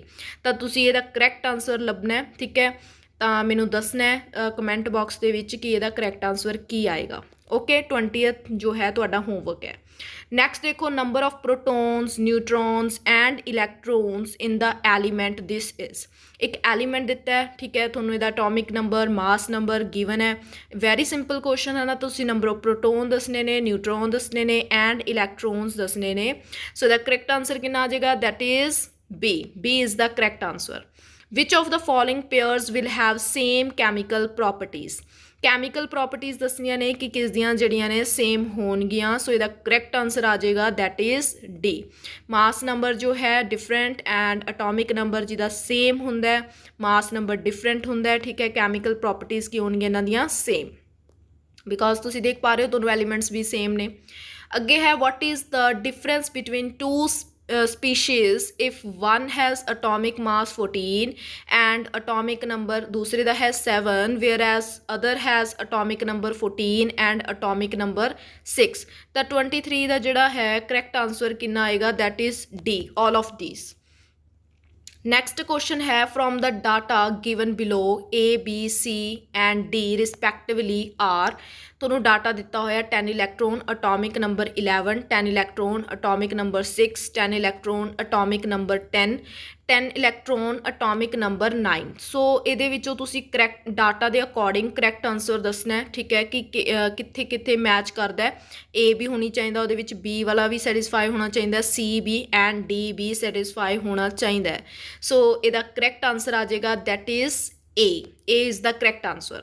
ਨੈਕਸਟ ਹੈ 25th ਕੁਐਸਚਨ ਤੁਸੀਂ ਦੇਖ ਪਾ ਰਹੇ ਹੋ ਸਕਰੀਨ ਤੇ ਐਂਡ ਦੇਖੋ ਇਹ ਕੁਐਸਚਨ ਵੀ ਤੁਹਾਡਾ ਹੋਮਵਰਕ ਹੈ ਠੀਕ ਹੈ ਮੈਚਿੰਗ ਕਰਨੀ ਹੈ ਸੋਚੋ ਸਮਝੋ ਤੇ ਇਹਨੂੰ ਕਰੋ ਬਹੁਤ ਈਜ਼ੀ ਕੁਐਸਚਨ ਹੈ ਇਹ ਓਕੇ ਸੋ ਨੈਕਸਟ ਦੇਖੋ 26th question chlorine exists in 2 isotopic forms and but its atomic mass is 35.5 this indicates that ratio of C137 and C135 is approximately ਤਾਂ ਕਿੰਨਾ ਕਿੰਨਾ ਹੋ ਸਕਦਾ ਹੈ ਮੀਨਸ ਇਹਨਾਂ ਦੀ ਤੁਸੀਂ ਰੇਸ਼ੋ ਦੱਸਣੀ ਹੈ ਦੋਨਾਂ ਦੀ ਕਿੰਨੀ ਕਿੰਨੀ ਹੋਏਗੀ ਸੋ 26 ਦਾ ਜਿਹੜਾ ਕਰੈਕਟ ਆਨਸਰ ਹੈ ਦੈਟ ਇਜ਼ 1:3। ਨੈਕਸਟ ਹੈ ਦੇਖੋ ਤੁਹਾਡੇ ਸਿਲੇਬਸ ਦੇ ਵਿੱਚ ਟਿੱਟੋ ਐਵੇਂ ਹੀ ਮੈਂਸ਼ਨ ਕੀਤਾ ਹੋਇਆ ਟੌਪਿਕ ਹੈ ਨਾ development leading to the Bohr model of atom so exactly ਉਸ ਦੇ ਬੇਸ 'ਤੇ ਹੀ ਦੇਖੋ ਕੁਐਸਚਨਸ ਨੇ ਓਕੇ ਸੋ 29th ਕੁਐਸਚਨ ਹੈ ਇਹ ਵੀ ਤੁਹਾਡਾ ਹੋਮਵਰਕ ਹੈ 30th ਕੁਐਸਚਨ ਦੇਖ ਲੈਂਦੇ ਆਪਾਂ which of the following is not the characteristic of Planck's quantum theory of radiation so ਇਹਦੇ ਵਿੱਚ ਨਾਟ ਲੱਗਿਆ ਹੋਇਆ ਤਾਂ ਤੁਸੀਂ ਇਹਦੇ ਵਿੱਚੋਂ ਮੀਨਸ ਪਹਿਲਾਂ ਕਰੈਕਟ ਵਾਲੇ ਆਪਸ਼ਨਸ ਕੱਢ ਲਓ ਐਂਡ ਜੋ ਨਾਟ ਵਾਲਾ ਦੇਖ ਲਾਂਗੇ ਆਪਾਂ ਫਿਰ ਠੀਕ ਹੈ ਸੋ 30th ਦਾ ਜਿਹੜਾ ਕਰੈਕਟ ਆਨਸਰ ਆਏਗਾ that is A the energy is not absorbed or emitted in whole number or multiple of quantum ਇਹ ਗਲਤ ਕਹਿ ਰਿਹਾ ਨਾਟ ਅਬਜ਼ੋਰਬਡ ਹੈ ਨਾ ਹੋਲ ਨੰਬਰ ਦੇ ਵਿੱਚ ਹੁੰਦਾ ਹੈ ਓਕੇ ਸੋ ਨੈਕਸਟ ਦੇਖੋ 31 question the value of Planck's constant ਦਿੱਤਾ ਹੋਇਆ ਤੁਹਾਨੂੰ ਵੈਲੋਸਿਟੀ ਆਫ ਲਾਈਟ ਗਿਵਨ ਹੈ which value is closest to the wavelength in nanometers of a quantum of light with frequency this frequency given है C given है Planck's constant given है जो हुनी मैंने Planck's theory जो ਤੁਹਾਨੂੰ ਦੱਸੀ ਸੀ मैक्स प्लैंक वाला ਉਹੀ ਫਾਰਮੂਲਾ ਲਾ ਕੇ ਤੁਸੀਂ ਇੱਥੇ ਕੈਲਕੂਲੇਸ਼ਨ ਕਰਨੀ ਹੈ ਓਕੇ ਤੁਸੀਂ ਵੇਵਲੈਂਥ ਜਿਹੜਾ ਹੈ ਕੱਢਣੀ ਹੈ ਤਾਂ ਇਹਦਾ ਜਿਹੜਾ ਆਨਸਰ ਹੈ ਤੁਸੀਂ ਮੈਨੂੰ ਕਮੈਂਟ ਬਾਕਸ ਦੇ ਵਿੱਚ ਦੱਸਣਾ ਹੈ ਓਕੇ 31 ਲਿਖ ਕੇ ਫਿਰ ਉਹਦੇ ਸਾਹਮਣੇ ਜਿਹੜਾ ਹੈ ਆਨਸਰ ਦੱਸਣਾ ਹੈ। ਨੈਕਸਟ ਦੇਖੋ in the photo electron emission the energy of the emitted electron is photo electron emission ਦੱਸਿਆ ਸੀ ਉਹਦੇ ਵਿੱਚ ਜਿਹੜੀ એનર્ਜੀ ਐਮਿਟ ਹੁੰਦੀ ਹੈ ਠੀਕ ਹੈ ਉਹ ਕਿੰਨੀ ਐਮਿਟ ਹੁੰਦੀ ਹੈ ਤਾਂ 32 ਦਾ ਜਿਹੜਾ ਕਰੈਕਟ ਆਨਸਰ ਹੈ that is C smaller than the incident photon ਠੀਕ ਹੈ ਜੋ ਫੋਟੋਨ ਇਨਸੀਡੈਂਟ ਹੁੰਦਾ ਉਹਦੇ ਤੋਂ ਤਾਂ ਘੱਟ ਹੀ ਹੁੰਦੀ ਹੈ ਸਮਾਲਰ ਹੁੰਦੀ ਹੈ। ਨੈਕਸਟ ਦੇਖੋ 33 ਕੁਐਸਚਨ ਹੈ in photo electric effect at which frequency electron will be ejected with certain kinetic energy nu naught ਜੋ ਹੈ threshold frequency ਤਾਂ ਫੋਟੋ ਇਲੈਕਟ੍ਰਿਕ ਇਫੈਕਟ ਦੇ ਵਿੱਚ ਜੋ ਫ੍ਰੀਕੁਐਂਸੀ ਹੋਣੀ ਚਾਹੀਦੀ ਹੈ ਇਲੈਕਟ੍ਰੋਨ ਦੀ ਠੀਕ ਹੈ ਨਾ ਕਿਹਦੇ ਨਾਲ ਕਿੰਨੇ ਨਾਲ ਇਜੈਕਟ ਕਰੂਗਾ ਓਬਵੀਅਸਲੀ ਠੀਕ ਹੈ 33 ਦਾ ਜਿਹੜਾ ਫਰਸਟ ਹੈ ਉਹ ਕਰੈਕਟ ਹੈ ਕਿ ਜੋ ਫ੍ਰੀਕੁਐਂਸੀ ਹੈ ਉਹ ਥ੍ਰੈਸ਼ਹੋਲਡ ਫ੍ਰੀਕੁਐਂਸੀ ਤੋਂ ਥੋੜੀ ਹਾਇਰ ਹੋਣੀ ਚਾਹੀਦੀ ਹੈ ਠੀਕ ਹੈ ਨਾ ਗ੍ਰੇਟਰ ਹੋਣੀ ਚਾਹੀਦੀ ਹੈ। 34th ਕੁਐਸਚਨ ਦੇਖੋ ਵਿਚ of the following statement are not correct about electromagnetic radiation electromagnetic radiation ਮੈਂ ਤੁਹਾਨੂੰ ਬਹੁਤ ਜ਼ਿਆਦਾ ਡਿਟੇਲ ਦੇ ਵਿੱਚ ਪੜ੍ਹਾਇਆ ਹੈਗਾ ਠੀਕ ਹੈ ਇਹਦਾ ਵੀ ਜਿਹੜਾ ਆਨਸਰ ਹੈ ਤੁਸੀਂ ਕਮੈਂਟ ਬਾਕਸ ਦੇ ਵਿੱਚ ਦੇਣਾ ਕਿ 34 ਦਾ ਕਰੈਕਟ ਆਨਸਰ ਕਿਹੜਾ ਇਹਦੀਆਂ ਮੀਨਸ ਤੁਸੀਂ ਇਹਨਾਂ ਲਾਈਨਸ ਨੂੰ ਪੜ੍ਹਨਾ ਚੰਗੀ ਤਰ੍ਹਾਂ ਵੀ ਇਲੈਕਟ੍ਰੋਮੈਗਨੈਟਿਕ ਨੂੰ ਕਿਹੜੀਆਂ ਸੈਟੀਸਫਾਈ ਕਰ ਰਹੀਆਂ ਨੇ ਔਰ ਕਿਹੜੀਆਂ ਸੈਟੀਸਫਾਈ ਨਹੀਂ ਕਰ ਰਹੀਆਂ ਮੈਂ ਆਲਰੇਡੀ ਤੁਹਾਨੂੰ ਕਰਵਾ ਚੁੱਕੀ ਹੈ ਇਹ ਓਕੇ। 37 ਦੇਖੋ what will be the difference between electromagnetic radiation shown in A and B okay 37 ਦਾ ਜਿਹੜਾ ਕਰੈਕਟ ਆਨਸਰ ਹੈ ਇਹ ਵੀ ਤੁਸੀਂ ਦੱਸ ਸਕਦੇ ਹੋ ਵੀ ਕੀ ਇਹਦਾ ਕਰੈਕਟ ਆਨਸਰ ਰਹੂਗਾ ਵੈਸੇ ਇਹਦਾ ਕਰੈਕਟ ਆਨਸਰ C ਹੈ that is second means wavelength ਉਹਨਾਂ ਨੇ ਕਿਹਾ ਕਿ ਵਾਟ will be the difference between ਇਹ ਤੁਸੀਂ ਦੋਨੋਂ ਸਟਰਕਚਰਸ ਦੇਖ ਰਹੇ ਹੋ ਇਹਨਾਂ 'ਚ ਡਿਫਰੈਂਸ ਦੱਸਣਾ ਹੈ ਵੇਵਲੈਂਥ ਦਾ ਵੀ ਫਰਕ ਹੈਗਾ ਠੀਕ ਹੈ ਓਬਵੀਅਸਲੀ ਫ੍ਰੀਕੁਐਂਸੀ ਦਾ ਵੀ ਫਰਕ ਹੈਗਾ ਠੀਕ ਹੈ ਦਿਖ ਰਿਹਾ ਸਾਨੂੰ ਐਂਡ એનર્ਜੀ ਦਾ ਵੀ ਡਿਫਰੈਂਸ ਹੈਗਾ ਠੀਕ ਹੈ। ਇੱਕ ਗੱਲ ਹੈਗਾ ਵੀ ਵੈਲੋਸਿਟੀ ਦਾ ਡਿਫਰੈਂਸ ਨਹੀਂ ਹੈ ਮੈਂ ਤੁਹਾਨੂੰ ਆਲਰੇਡੀ ਥਿਊਰੀ ਦੇ ਵਿੱਚ ਹੁਣੀ ਸਮਝਾਇਆ ਸੀ ਕਿ ਜੋ EM ਰੇਡੀਏਸ਼ਨਸ ਹੁੰਦੀਆਂ ਨੇ ਉਹਨਾਂ ਦੀ ਜਿਹੜੀ ਵੈਲੋਸਿਟੀ ਹੈ ਬਈ ਉਹ ਤਾਂ ਸੇਮ ਹੁੰਦੀ ਹੈ okay so got it I think ਤੁਸੀਂ ਸਮਝ ਗਏ ਹੋਵੋਗੇ ਮੈਂ ਕੀ ਸਮਝਾ ਰਹੀ ਹਾਂ। ਨੈਕਸਟ ਦੇਖੋ ਦੇਖੋ arrange the electromagnetic radiations A B C D and E in increasing order of energy ਉਹਨਾਂ ਦੇ ਐਨਰਜੀ ਜਿਹੜੀ ਹੈਗੀ ਆ ਉਹਦੇ ਇਨਕਰੀਜ਼ਿੰਗ ਆਰਡਰ 'ਚ ਲਿਖਣਾ ਹੈ। ਫ੍ਰੀਕੁਐਂਸੀਜ਼ ਜਿਹੜੀਆਂ ਹੈਗੀਆਂ ਨੇ A B ਐਂਡ C ਦੀਆਂ ਤੁਹਾਨੂੰ ਦੇ ਰੱਖੀਆਂ ਨੇ ਰਿਸਪੈਕਟਿਵਲੀ, ਵੇਅਰ ਐਜ਼ ਵੇਵ ਲੈਂਥ ਦਿੱਤੀ ਹੋਈ ਆ D ਤੇ E ਦੀ। ਓਕੇ, ਤੇ ਤੁਸੀਂ ਇਹਨਾਂ ਨੂੰ ਅਰੇਂਜ ਕਰਨਾ ਹੁਣ, ਠੀਕ ਹੈ। ਤਾਂ ਤੁਸੀਂ ਅਰੇਂਜ ਕਰਕੇ ਕਮੈਂਟ ਬਾਕਸ ਦੇ ਵਿੱਚ ਇਹਦਾ ਆਨਸਰ ਦੱਸਣਾ, ਸੋਚੋ ਇਹਨੂੰ, ਠੀਕ ਹੈ। ਇਹ ਵੀ ਕੁਐਸਚਨ ਬਿਲਕੁਲ ਸੋਚ ਕੇ ਕਰਨ ਵਾਲਾ ਹੈ, ਤਾਂ ਇਹਨੂੰ ਕਰੋ ਧਿਆਨ ਨਾਲ। ਨੈਕਸਟ ਕੁਐਸਚਨ ਦੇਖੋ, 600 watt mercury lamp emits monochromatic radiation of wavelength this, how many photons are emitted from the lamp per second। ਤੁਸੀਂ ਨੰਬਰ ਆਫ ਫੋਟੋਨਸ ਕੱਢਨੇ ਨੇ, H ਤੁਹਾਨੂੰ ਦਿੱਤਾ ਹੈ, ਵੈਲੋਸਿਟੀ ਆਫ ਲਾਈਟ ਦਿੱਤੀ ਹੈ, ਠੀਕ ਹੈ। ਸੋ ਨੰਬਰ ਆਫ ਫੋਟੋਨਸ ਕੱਢਨੇ ਨੇ, ਤਾਂ ਤੁਸੀਂ ਇਹਨੂੰ ਵੀ ਕਮੈਂਟ ਬਾਕਸ ਦੇ ਵਿੱਚ ਇਹਦਾ ਆਨਸਰ ਦੱਸਣਾ ਹੈ। ਓਕੇ, 39 ਦਾ ਆਪਸ਼ਨ ਜਿਹੜੀ ਹੈ ਲਿਖ ਕੇ ਮੈਨੂੰ ਦੱਸ ਦੇਣੀ ਹੈ, ਠੀਕ ਹੈ। ਸੋ ਮੈਂ ਰਿਪਲਾਈ ਕਰ ਦਾਂਗੀ ਕਰੈਕਟ ਜਾਂ ਇਨਕਰੈਕਟ ਹੈ। ਅਦਰਵਾਈਜ਼ ਟੈਲੀਗ੍ਰਾਮ ਗਰੁੱਪ ਹੈ, ਠੀਕ ਹੈ, ਉੱਥੇ ਤੁਸੀਂ ਉਹਨੂੰ ਜੁਆਇਨ ਕਰ ਸਕਦੇ ਹੋ। ਜਿਹੜੇ ਮੈਂ ਕੁਐਸਚਨਸ ਤੁਹਾਨੂੰ ਦੱਸੇ ਨੇ ਤੁਸੀਂ ਖੁਦ ਟਰਾਈ ਕਰਨੇ ਨੇ। ਜੇਕਰ ਇਹ ਸੋਲਵ ਨਹੀਂ ਹੁੰਦੇ ਤਾਂ ਤੁਸੀਂ ਟੈਲੀਗ੍ਰਾਮ ਗਰੁੱਪ ਦੇ ਵਿੱਚ ਆਪਣਾ ਜੋ ਹੈ ਸਕਰੀਨਸ਼ਾਟ ਕੁਐਸਚਨ ਦਾ ਦੇ ਸਕਦੇ ਹੋ, ਅਤੇ ਉੱਥੇ ਜਿਹੜਾ ਹੈ ਤੁਹਾਨੂੰ ਸੋਲਿਊਸ਼ਨ ਉਹਦਾ ਮਿਲ ਜਾਏਗਾ, ਠੀਕ ਹੈ ਜੀ। ਬਟ ਟੈਲੀਗ੍ਰਾਮ ਗਰੁੱਪ ਨੂੰ ਜ਼ਰੂਰ ਜੁਆਇਨ ਕਰੋ, ਕਿਉਂਕਿ ਇੱਥੇ ਵੀ ਤੁਹਾਨੂੰ ਕੁਐਸਚਨਸ ਮਿਲਦੇ ਨੇ YouTube 'ਤੇ, ਐਂਡ ਉੱਥੇ ਵੀ ਜਿਹੜੇ ਨੇ ਟੈਲੀਗ੍ਰਾਮ ਗਰੁੱਪ 'ਚ ਵੀ ਕੁਐਸਚਨ ਐਕਸਟਰਾ ਹੋਰ ਜਿਹੜੇ ਨੇ ਅਪਲੋਡ ਕੀਤੇ ਜਾਂਦੇ ਨੇ ਇੱਕ ਟੈਸਟ ਫਾਰਮ ਦੇ ਵਿੱਚ। ਓਕੇ, ਸੋ ਉਹ ਵੀ ਜ਼ਰੂਰ ਜਿਹੜਾ ਹੈ ਤੁਸੀਂ ਉਹਨੂੰ ਜੁਆਇਨ ਕਰੋ, ਠੀਕ ਹੈ ਜੀ। ਸੋ ਦੈਟ ਤੁਸੀਂ ਅਪਡੇਟ ਰਹੋ ਕੈਮਿਸਟਰੀ ਦੇ ਨਾਲ, ਜਿਹੜੇ ਹੈ ਤੁਹਾਡੀ ਵਧੀਆ ਪ੍ਰੈਪਰੇਸ਼ਨ ਹੁੰਦੀ ਰਹੇ। ਜੇਕਰ ਤੁਹਾਨੂੰ ਮੇਰੀਆਂ ਬਣਾਈਆਂ ਵੀਡੀਓਜ਼ ਪਸੰਦ ਆ ਰਹੀਆਂ ਨੇ ਤਾਂ ਵੀਡੀਓ ਨੂੰ ਲਾਈਕ ਕਰੋ, ਕਮੈਂਟ ਕਰੋ, ਸਬਸਕ੍ਰਾਈਬ ਕਰੋ ਚੈਨਲ ਨੂੰ, ਐਂਡ ਨੀਅਰ ਡੀਅਰਸ ਨਾਲ ਸ਼ੇਅਰ ਵੀ ਕਰੋ, ਠੀਕ ਹੈ ਜੀ। ਸੋ ਇੰਨਾ ਕੰਮ ਜ਼ਰੂਰ ਕਰ ਦਿਆ ਕਰੋ, ਠੀਕ ਹੈ ਨਾ। ਸੋ ਵੀਡੀਓ ਬਣਾਉਣ ਨੂੰ ਕਾਫੀ ਟਾਈਮ ਲੱਗ ਜਾਂਦਾ ਹੈ, ਤੁਸੀਂ ਇੰਨਾ ਕੁ ਐਫਰਟ ਤਾਂ ਕਰ ਹੀ ਸਕਦੇ ਹੋ, hope so. So thank you student, thank you for watching, thank you a ਲॉट।